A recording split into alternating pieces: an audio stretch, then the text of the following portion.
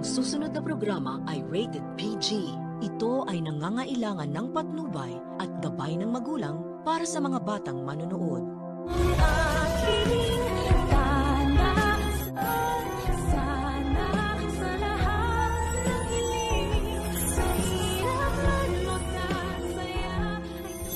Wala na talagang pag-asa itong si Zoe na magbago pa ang ugali at kumampi sa kung ano ba talaga ang tama dahil sa kabila ng kabutihang pinakita ng pamilya Tanyag sa kanya. Lalo na itong si Don Pepe ay nagawa niya pa rin itong traidorin at kampihan ang demonyita niyang ina.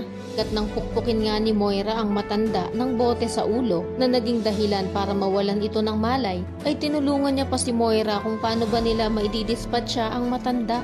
Imbis sana na nagpapakabuti na siya upang kapag ka nalaman na ni Robert ang katotohanan ay hindi siya makakasama ni Moira na mabulok sa kulungan at may tsansa pa na mapatawad siya nito, ay taliwas ang ginagawa niya. Pagkat habang nasa wheelchair nga itong si Don Pepe at nasa parking lot na sila, ay tinanong ni Zoe si Moira kung ano daw ang gagawin nila sa matanda. Sagot naman ni Moira na pagtulungan daw nila itong ilagay sa trunk upang tuluyan ng maidispatcha at maibaon na rin sa hukay ang nalalaman nitong sikreto na hindi talaga tunay na tanyag itong babaitang si Zoe.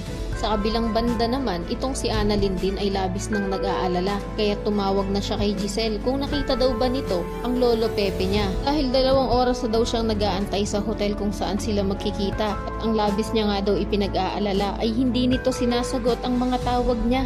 In-advise na lang tuloy ni Giselle na ipacheck daw ang CCTV footage kung sakali mang dumating talaga ang matanda sa napag-usapan nilang hotel. Pero bigo rin naman sila Annalyn na makita ang CCTV footage dahil ayon sa admin na simula umaga pa daw offline ang security system nila. Kaya hindi rin nila makikita ang mga taong pumapasok at lumalabas ng hotel. Dito na tuloy lalong naghinala ang batang doktora na hindi daw kaya tama talaga ang kutob niya na nawawala na ang lolo Pepe niya.